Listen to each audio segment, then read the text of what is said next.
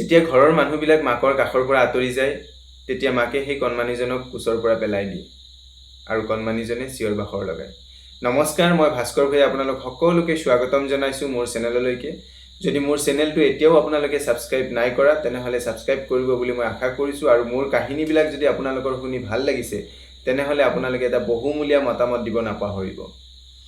এতিয়া কথা হ'ল কণমানিজনৰ কি হ'ল।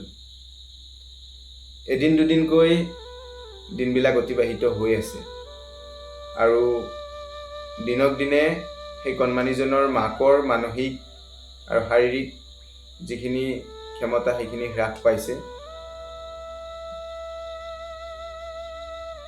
আৰু যেতিয়াই সেই কণমানিজনৰ ঘৰত বেলেগ কোনোবা আলহী আহে তেতিয়াই সেই মাকে কণমানিজনক আনৰ হাতত গতাবৰ কাৰণে চেষ্টা কৰে আৰু যেতিয়া সেই কণমানিজনৰ মাক ঘৰৰ পৰিয়ালৰ লগত ক'ৰবাত আলহী খাব যায় তেতিয়াই সেই কণমানিজনক আনৰ হাতত সদায় গতাবৰ কাৰণে চেষ্টা কৰে।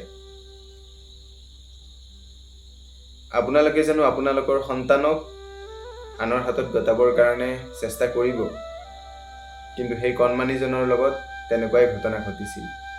কিন্তু কি কৰিব, এজন সুস্থ মাতৃয়ে হয়তো সেইখিনি কাম নকৰে। এয়াই হয়তো আছিল নিয়তিৰ নিয়ম।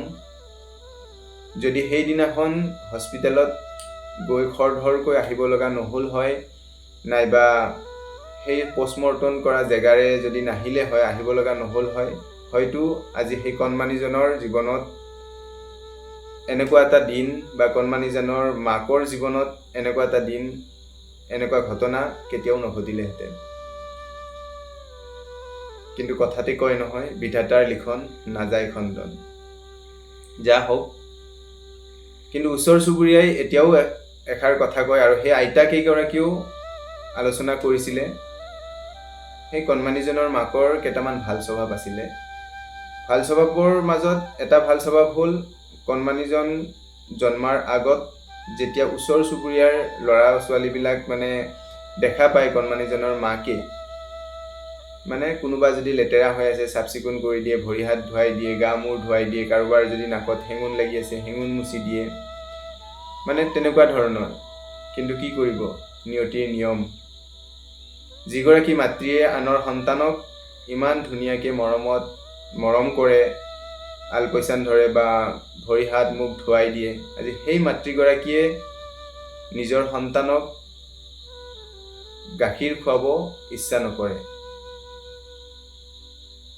কোচত লৈ পেলাই গাখীৰ খোৱাৰ ভাও ধৰে আৰু যেতিয়া ওচৰৰ পৰা মানুহবিলাক আঁতৰি যায় তেতিয়াই নিজৰ সন্তানক কোচৰ পৰা পেলাই দিয়ে।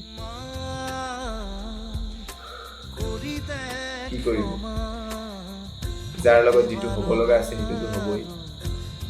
যা হওক, এনেকৈ এদিন দুদিন কৰি কণমানিজনৰ 8 কি 9 মাহ হয় আৰু সেই 8-9 মাহ পিছতেই কণমানিজনৰ জীৱনলৈকে ইয়াতকৈও ভয়ংকৰ এটা অমানিশা নামি আহে আৰু সেই অমানিশা ৰাতিটোতেই কণমানিজনে নিজৰ মাতৃক হেৰুৱাব লগা হয়, অৰ্থাৎ কণমানিজন মাতৃহাৰা হৈ পৰে।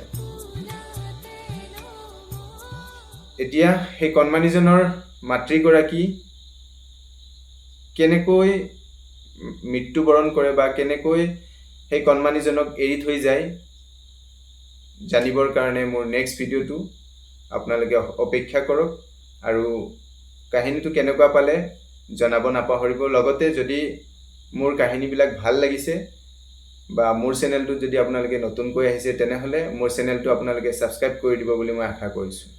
ধন্যবাদ।